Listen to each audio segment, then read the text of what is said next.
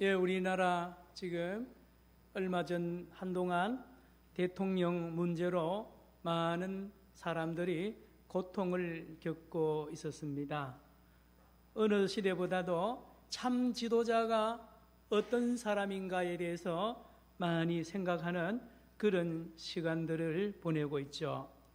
오늘 그래서 저는 예수 그리스도, 주님이 도대체 어떤 분인가에 대해서 다시 한번 생각해 보고자 합니다. 오늘 설교 제목이 5월의 크리스마스입니다. 사실 예수님이 탄생한 날은 성경에 기록이 안 돼 있어요. 몇 월 며칠 날 탄생했다 기록이 없습니다. 어떤 의미에서는 성탄절은 365일이 성탄절이어야 할 것 같습니다. 우리가 참 부러워하는 나라 하나 있는데요. 독일입니다. 독일은 1990년 10월 3일 날 분단된 지 45년 만에 통일이 되었습니다. 참 부럽지 않습니까? 그런데 이때에 이 일에 앞장서서 이 큰 일을 행한 사람이 누구냐 하면 당시 서독 수상이었던 헬무트 콜이라는 아주 체격이 당당한 그 콜 수상이 이 일에 앞장서서 큰 일을 했습니다.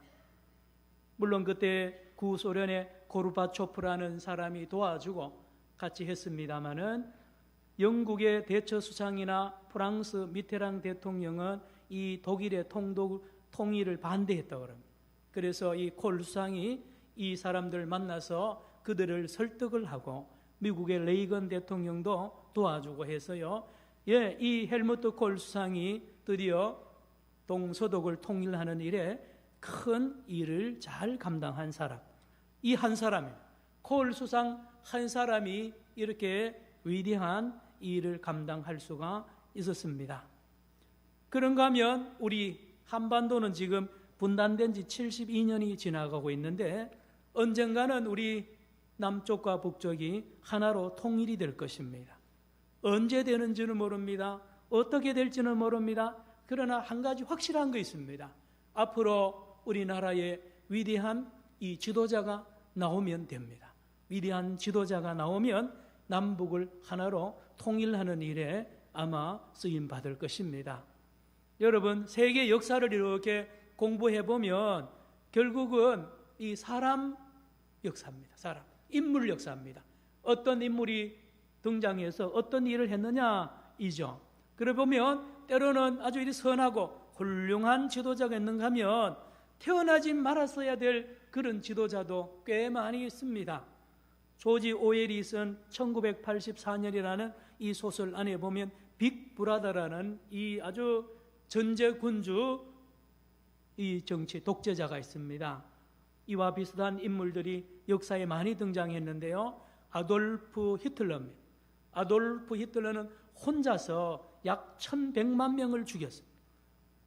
구소련의 조셉 스탈린은 혼자 한 사람이 약 2000만 명을 죽였고 우리 동족인 김일성이는요 한 사람이 약 500만 명을 죽였습니다. 나쁜 지도자가 나타나도 이렇게 큰 영향을 줍니다. 좋은 지도자도 이렇게 좋은 영향을 미치는가 하면 말입니다. 오늘 2017년 5월 28일 우리 대한민국을 살아가는 저와 여러분, 이제 청와대로부터 새로운 변화의 소식이 들립니다마는 앞으로 어떻게 될지 모릅니다. 잘할지 또는 잘못을 되풀이할지 모릅니다.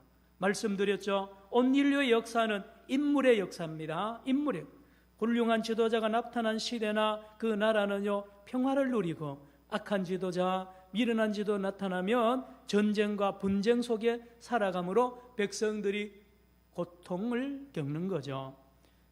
여러분, 우리가 들고 있는 이 성경 66권은요 1500년 동안 쓴 책입니다. 어떤 책을 여러분 1500년 동안 씁니까? 그리고 40명 이상의 저자들이 곳곳에 흩어져서 쓴 책을 모은 책이 이 성경책입니다. 66권입니다. 그런데 이 66권의 책은요 한 사람을 이야기합니다. 한 사람이 중요하다는 거예요. 한 사람이 등장하면, 한 사람이 나타나면 모든 문제가 해결된다고 가르칩니다. 구약 성경 39권, 창세기도 한 사람, 출애굽기도 한 사람, 시편도 한 사람, 예, 예레미야에서도 한 사람, 모든 39건이 한 사람을 기다리라는 것이죠. 한 사람 그가 오면 모든 문제를 해결한다는 것, 평화를 준다는 소식을 전합니다. 그런가 하면 신약성경 27권은 그 한 사람이 드디어 왔다는 소식을 쓴 책이 바로 신약성경입니다. 한 사람입니다. 따라합시다. 한 사람. 히브리어로는 메시아입니다. 메시아, 마시아흐라 그럽니다. 예, 메시아를 기다리라는 거고요. 이거를 헬라어로 번역하니까 그리스도입니다. 크리스토스가 되는 것입니다. 그래서 영어에는 크라이스트라 그럽니다. 우리 한글로는 구세주라, 구주라 그랬습니다. 예, 우리를 온전케 하고 온 세계에 평화를 줄 메시아, 그리스도, 구세주를 모두 우리가 알고 있고 기다리고 또 영접하고 우리가 살아가는 거죠. 성경은 말합니다. 그가 오시면 이 땅의 모든 문제를 해결하고 참 평화를 주고 에덴 동산으로 회복시켜 주고요, 천국을 건설할 것을 약속하고 말씀하는 것이 성경입니다. 그래서 유대인들은요, 지금도 기다립니다. 오실 그분이 당신입니까? 세례 요한에게 우르르 몰려가서요, 오실 그분이 당신입니까? 오실 그분이 당신입니까? 지금도 유명한 랍비들 찾아갑니다. 이들이 오실 그분이 당신입니까? 라고 묻는 거죠. 메시아를 기다리는 겁니다. 오늘 저와 여러분이 읽은 이사야 11장의 6절로부터 8절에 보면 그분 메시아가 이 땅에 오면 놀라운 평화가 오는데, 놀랍게도요, 짐승들 사이에도 평화가 올 것을 예언해 놨습니다. 6절로 8절에 보면 이리가 늘 양을 잡아먹는 이리가 어린 양과 함께 사는, 어린 양과 한 가족이 되는 거예요. 누구 때문입니까? 메시아가 오면 이리가 감동을 받는, 이리가 감동을 받고 회개하고요, 어린 양도 감동을 받고 회개해서 이리와 어린 양이 한 가족으로 사는 역사가 이 메시아의 지도력, 리더십에 있다는 것입니다. 표범과 어린 염소가 함께 누워서 친구가 됩니다. 어떤 사람이요, 표범하고 어린 염소를 감동을 시키고 회개시켜서 친구 만들 이 지도자가 세상에 어디 있습니까? 사람과 사람 사이도 하나 되지 못하는데요, 메시아가 오면 그렇게 한다고 기록하고 있습니다. 노래하고 있습니다. 기다리고 있습니다. 송아지와 어린 사자와 살찐 짐승이 이렇게 모여 있는데요, 어린 애가 말하면 다 따라온다는 것이죠. 어린애 말 한마디만 줄줄줄 따라오고요, 다 순종하는 일이 이 메시아가 오면, 메시아 때문에, 메시아의 리더십 때문에 그런 인도, 순종하는 일이, 하나 되는 일이 일어난다는 거죠. 계속 보면은 암소와 암소 새끼들과 곰과 곰 새끼들이요, 한 가족으로 모여 산다는 거예요. 늘 싸우고 물어뜯고 잡아먹던 이 관계가요, 다 친구가 되고 한 가족이 된다는 거예요. 누구 때문에요? 메시아 한 사람의 능력, 지도력 때문에 그렇게 된다는 것입니다. 심지어 사자가, 늘 많은 짐승을 잡아먹던 사자가요, 그걸 포기하고 풀을 뜯어먹는 일이 일어날 것을 노래합니다. 그리고 젖먹이 아이와 젖된 아이들이요, 독사와 친구가 되는 거예요.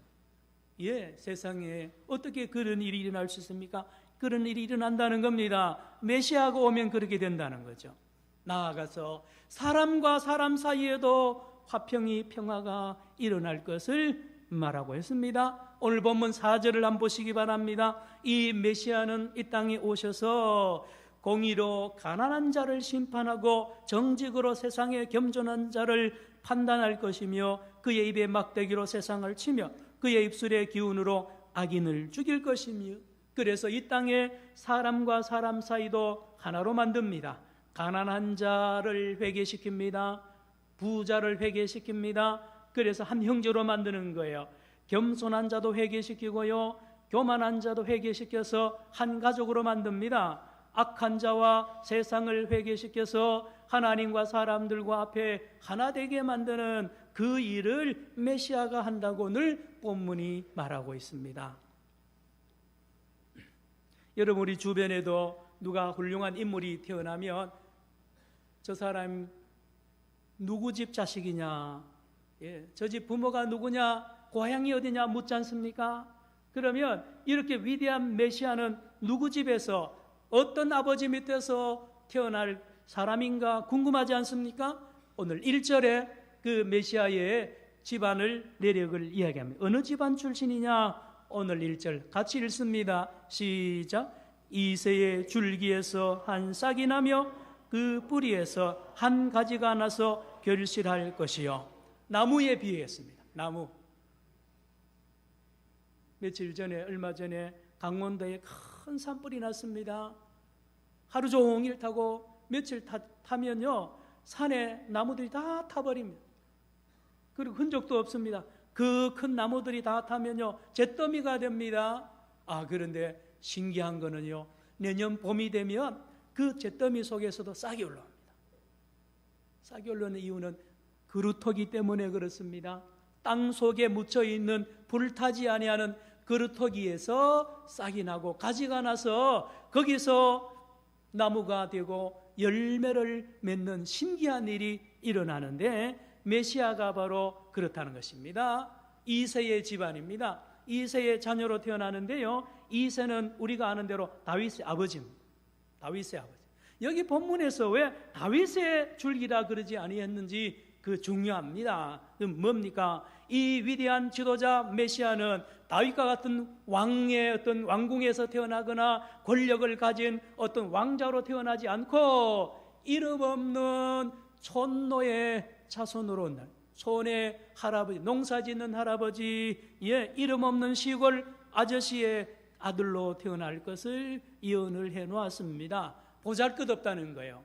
보잘것없는 집안에서 태어난다고 말하고 있습니다. 숨겨져 있는 아들이라는 거예요. 흙 속에 숨겨져 있는 아무도 몰라보는 무명의 집에서 태어나는 사람, 그분이 메시아라는 거죠. 감춰져 있는 것입니다. 그러나 실상은 그렇지 않습니다. 실상은 다시 여러분 1절을 보시기 바랍니다. 이새의 줄기에서 한 싹이 나며 그 어디에서요? 뿌리에서 한 가지가 나서 결실할 것이요. 이걸 깊이 이 본문을 보면 이 태어나는 이 아들은 자기 아버지보다 더 앞서서 있었던 분이란 뜻입니다. 이새보다 더 앞서 있었던 사람이란 뜻입니다. 다시 말하면 이새를 창조한 분이고 다윗을 창조한 분이 이새의 후손으로 태어난다는 것입니다. 다시 말하면 하나님이라는 것입니다. 하나님. 사람들은 육신적으로는 이 메시아를 무시합니다. 그 잿더미와 같이 다 망한 집안에 아무 볼일 없는 볼품없는 집안에서 태어났으니까 겉으로는 비천한 사람인 것 같지만 그 속은 보면은 하나님이라는 것입니다. 하나님이 그의 집에서 태어나서 어떻게 됩니까?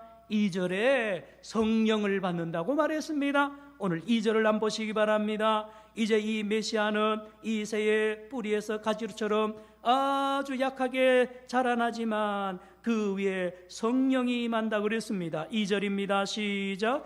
그의 위에 여호와의 영, 곧 지혜와 총명의 영이요 모략과 재능의 영이요 지식과 여호와를 경외하는 영이 강림하시리니 그랬습니다. 이 메시아에게는요 성령이 충만히 그 위에 임하고 그 심령 안에 성령으로 가득하게 된다는 것을 이사야가 예언을 했습니다. 그분이 메시아라는 것입니다. 그는 볼품이 없습니다. 미천하지만 그 안에는 그의 머리에 그의 심령에는 성령으로 충만해서요 지혜가 충만합니다. 총명이 충만하고 모략과 재능이 지식과 여호와를 경외하는 것으로 충만한 리더자로 이 땅에 오시며 일을 할 것을 말합니다. 그러므로 그가 말을 하면 악인도 회개합니다. 사자도 회개합니다. 얼마나 권능이 있습니까? 사람을 회개시키기도 힘드는데 사자를 회개시킨다니까요. 그의 말이 영으로 성령으로 충만하니까요. 사자를 잘 아는 거죠. 사자의 모든 것을 알기 때문에 사자가 감동을 받는 얼마나 위대한 리더십입니까? 그렇죠. 이리도 회개합니다. 그렇죠. 어린 양도 회개합니다. 어린 양도 회개합니다. 어린 양도 회개해요. 자, 이 메시아 이 그리스도가 누구냐? 신약 성경은 바로 나사렛에서 태어난 예수라는 사람이 메시아라는 것입니다. 따라합시다. 나사렛 예수. 여러분, 나사렛 예수, 예수님이 30년 동안 자라난 마을이 나사렛이는데 나사렛의 뜻이 줄기란 뜻입니다. 줄기. 오늘 본문에 나오잖아요. 줄기, 1절에 나옵니다. 줄기, 볼품없는 사람이란 뜻입니다. 볼품없는 인물을 이름하여 나사렛이라고, 넷제르라 그럽니다. 그래서 지금도 예수 믿는 사람들은 유대인들이 나사렛 사람이라고 부르지 않습니까? 사랑하는 성도 여러분, 우리의 주인 되시고 메시아 되시는 예수님은 30년 동안 나사렛에서 이름 없는 한 사람으로 자라납니다. 무명의 사람으로 자라나다가 30세에 세례를 받는 순간에 성령으로 충만하게 됩니다. 3년 내내 성령으로 충만한 이 메시아 예수님이 사역을 합니다. 사도행전 10장 38절에 하나님이 나사렛 예수에게 성령과 능력을 기름 붓듯 하셨으며 그랬습니다. 성령의 충만함을 받은 이 성령의 사람 예수님은 가는 데마다 말씀하는 대로 놀라운 기적이 나타나고 귀신이 떠나가고요, 능력 회개의 역사가 일어납니다. 그렇죠? 그러므로 이 예수님은 세상의 지도자들과 다릅니다. 세상의 지도자들은 어떤데요? 3절 보세요. 세상의 지도자들은 보세요. 3절, 그가 여호와를 경외함으로 즐거움을 삼을 것이며 그의 눈에 보인 대로 심판하지 아니하며 그의 귀에 들리는 대로 판단하지 아니하며. 세상의 지도자들은 눈에 보는 대로, 보이는 대로 하고 귀에 들리는 대로 합니다. 틀리죠? 틀립니다. 새 대통령도 문 대통령도 참모들이 말하는 대로 다 믿으면 큰일 납니다. 주변에 있는 사람이 보이는 대로 다 그대로 판단하면 큰일 나는 거예요. 왜요? 그 속에 엄청난 죄가 있고요, 그 속에 알지 못하는 비밀이, 엄청난 음모들이 그 안에 있는 것을 세상의 지도자는 모릅니다. 그러나 우리 성령 충만하신 우리 성령의 메시아 예수님은 중심을 봅니다. 그 뒷면을 보고 그 속을 보는 거죠. 외모로 판단하지 않습니다. 그렇죠? 그렇습니다. 여러분, 지도자의 생명은 처음부터 끝까지 정확한 판단을 해야 됩니다. 정확한 결정을 해야 그 따르는 사람들이 신뢰를 해줍니다. 치우치면 안 따라갑니다. 치우치면 안 따라갑니다. 그렇죠? 지도자가 좌나 우로나 치우치면 그 사회나 그 단체는 분열되고 분쟁이 되고요, 싸우는 거죠. 지나갔습니다마는 고 노무현 대통령은 너무 왼쪽으로 기울였어요. 박근혜 대통령 너무 오른쪽으로 기울여졌습니다. 그렇죠? 문재인 대통령은 어떻게 할지 우리가 보고 있는 거예요. 그가 어느 쪽으로 기울으면 그때부터는 뭡니까? 백성들이 신뢰하지 않는 거예요. 대통령뿐입니까? 집에서요, 부모도 그래요. 부모가 자식들에게 권위가 있어야 되죠. 부모님이 말 한마디 하면 자식들이 들어야 돼요. 믿어줘야 됩니다. 그러려면 부모조차도 공의와 정의에 분명히 판단을 잘해야 됩니다. 잘 알아야 됩니다. 잘 모르면 부모와 자식과의 관계도 깨집니다. 여러분, 어제 오늘 신문에 그런 것이 많이 나왔는데요. 뭐냐면 어머니 아버지가요, 참 아들을 너무 편애하는 거예요. 장남. 그래서 아버지는 돌아가시고 가수원을 7,300평이나 되는 가수원을 남겼는데 이 어머니가 장남에게 다 물려주는 거예요. 그대로 유산으로. 그러니 나머지 세 딸이요, 아무리 이야기해도 안 되니까 법원에다 고소한 거예요. 어머니를, 남동생을 고소해가지고 이 법원에, 대법원까지 가고 있다는 겁니다. 이 집안뿐만 아닙니다. 작년에 1091건이 형제 자매들 간에 이 집안의 유산 문제 때문에 소송하는 것이 그렇게 많다 그러죠. 2002년에는요, 2006년에는 202건밖에 되지 않았는데요. 대법원 통계에 의하면 작년에만 1091건이라 그러잖아요. 그리고 집안의 자녀들 중에 좀 신체가 부자연스럽다 그래서 장애가 있다 그래서 부모님이 유산을 많이 물려주고 돌아가시면 나중에 어머니 아버지 돌아가시고는 그 장애 형제를 향하여 소송 거는 일도 많이 있다 그러잖아요. 여러분 이렇다니까요. 여러분 리더십, 지도자 이거 신뢰받는 길은요 공평하고 정의롭게 해야 됩니다. 사랑하는 성도 여러분, 우리 예수님, 메시아 예수님은 외모로 들리는 대로 보이는 대로 판단하지 않고 중심으로 영으로 성령으로 판단했다니까요. 그러므로 예수님의 이 판단은 놀랍습니다. 4절을 보시기 바랍니다. 4절에 보면 세상의 지도자하고 다릅니다. 4절 보면 공의로 누구를 심판한다고요?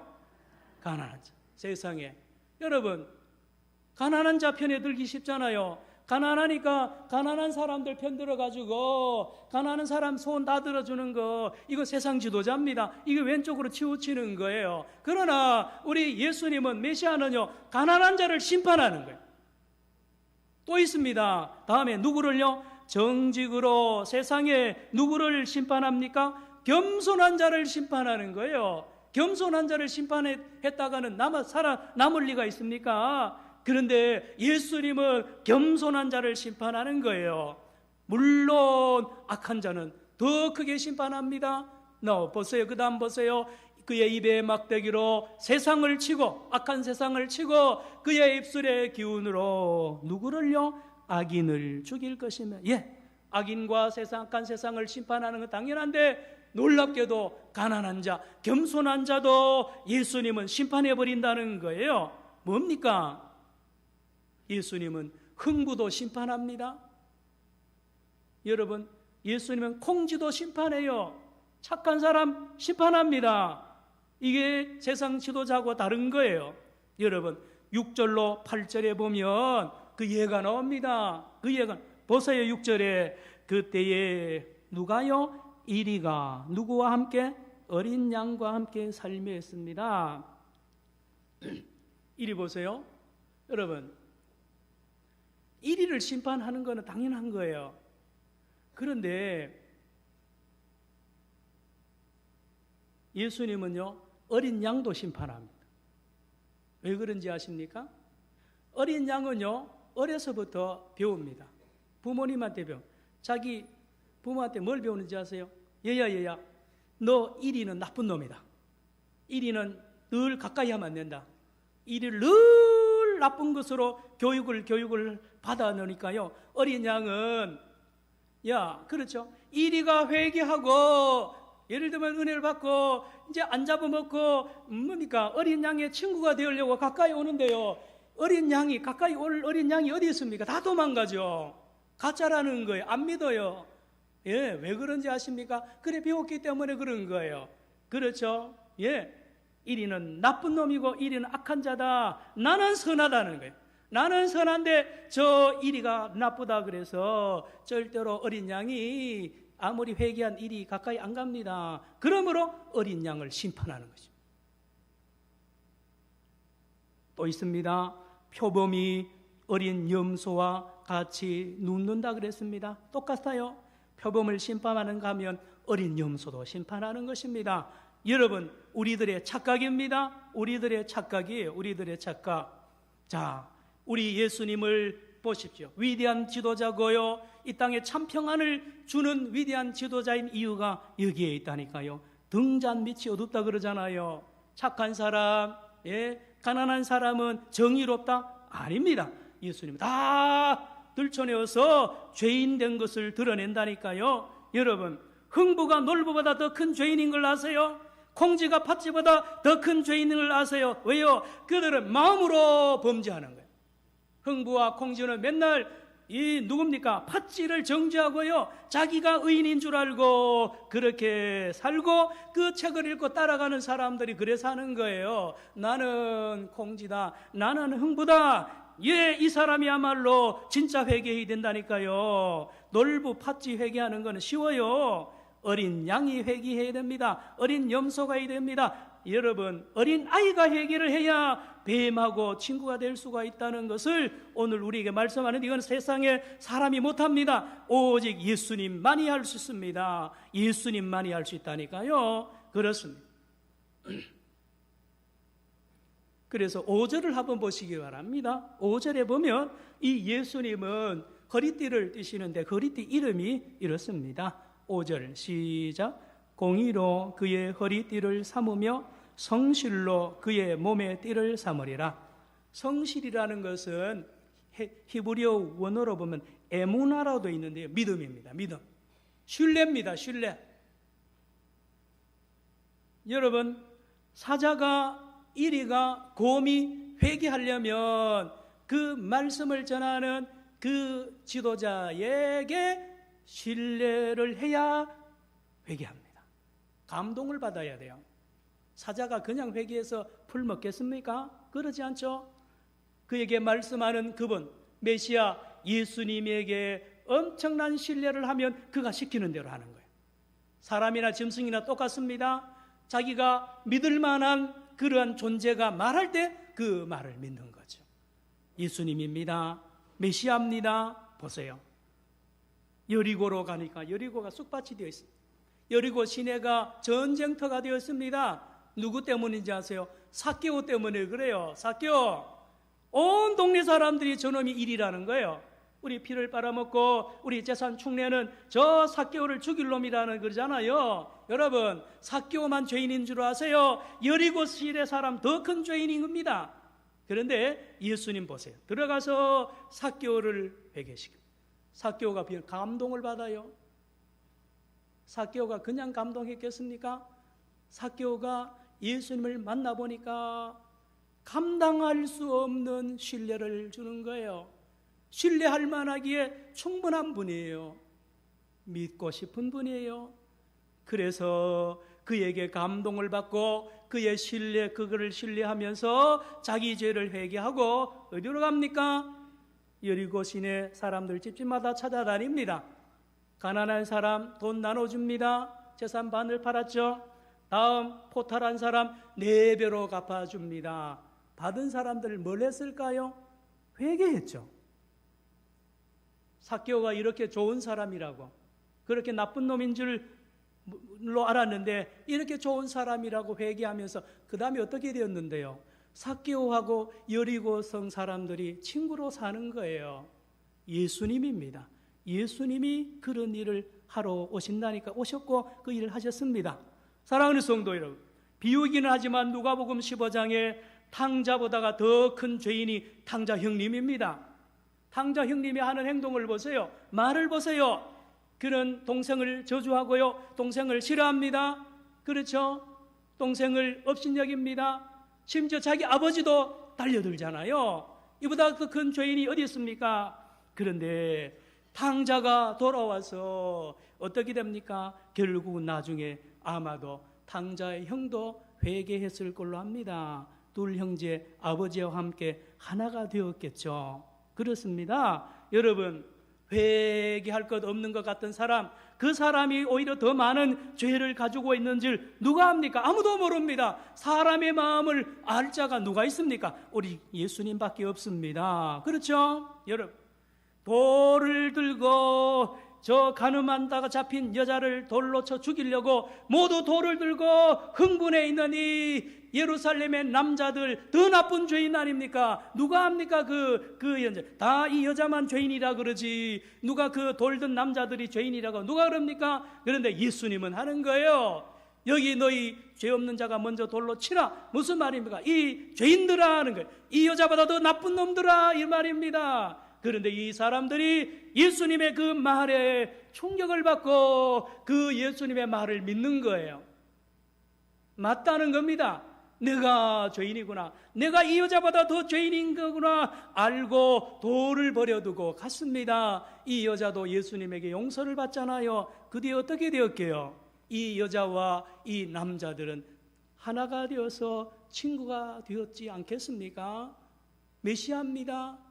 하나 되게 하시는 이 땅에 참 평화를 주신 분입니다. 그렇죠? 늘 예를 듭니다. 사마리아 우물가 여자가 나쁜 여자이기 전에 이 사마리아 여자를 향하여 손가락질을 하던 사마리아 동네 사람들이 더 나쁜 사람들이에요. 예, 얼마나 정죄를 했습니까? 사마리아 사람들이. 그런데 예수님께서 이 사마리아 우물가 여자를 회개시키잖아요. 그랬더니만 이 여자가 물동이를 버려두고 사마리아로 자기를 정죄하는 사람들을 찾아가서 복음을 전합니다. 그랬더니만 이 사람들이 회개하고 예수님을 영접해서 사마리아에 예수님과 함께 며칠 동안 같이 하나님 가족이 되었다는 그 말씀이 기록이 되어 있지 않습니까? 사랑하는 성도 여러분, 그렇습니다. 세리 장기 병든 자가 죄인이기 전에 그들을 정죄하는 바리새인 서기관들이, 제사장들이 더 큰 죄인입니다. 예수님 오셔서 그걸 다 들춰내어서 회개케 하고요, 하나 되게 하셨습니다. 그리고는 그들을 한 곳에 모았는데 그것이 바로 교회입니다.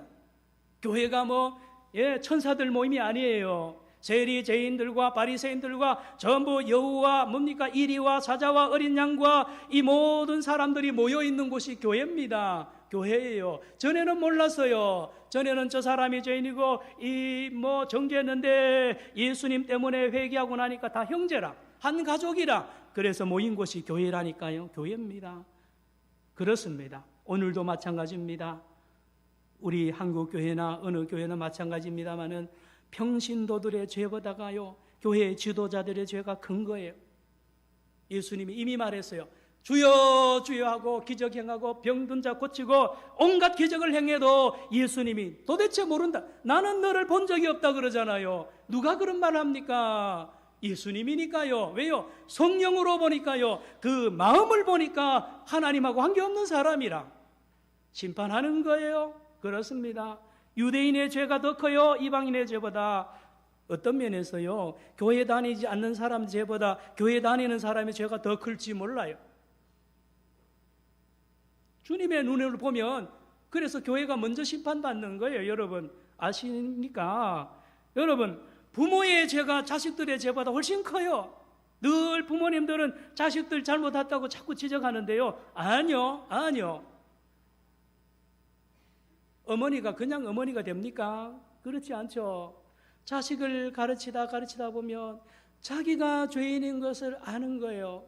내가 부족하고 내가 모자라는 아버지 어머니라는 걸 알면서 훌륭한 어머니가 되어가는 것 아닙니까? 로마서 3장 10절에 의인은 없나니 하나도 없다 그랬습니다. 따라합시다. 의인은 없나니 하나도 없다. 한 명도 없어요. 누가 양입니까? 누가 어린 염소입니까? 누가 의인입니까? 아니요. 세상은 그렇게 보지만 예수님 앞에는 다 죄인이에요. 로마서 3장 23절에 모든 사람이 죄를 범하였음에 하나님의 영광에 이르지 못하더니 그랬습니다. 그러므로 예수님은 십자가를 통하여 다 보여줍니다. 십자가 앞에서 나온 의인이라고 하는 사람들, 예수님 앞에 나오면 다 자기가 죄인이고 죄인 중에 개수라는 것을 알고 회개합니다. 한번 따라합시다. 하나님 앞에서 나오라는, 하나님과 연결시켜줍니다. 메시아가 하나님 앞에 나와보니까요, 사자도 죄인이고요, 어린 양도 죄인이고 다 죄인입니다. 하나님 앞에 섭니다. 하나님 앞에서. 그래서 회개하고 하나가 되는 거죠. 하나님 앞으로 나와서 하나가 되는 것입니다. 사랑하는 성도 여러분, 그렇다니까요. 오늘 9절을 보세요.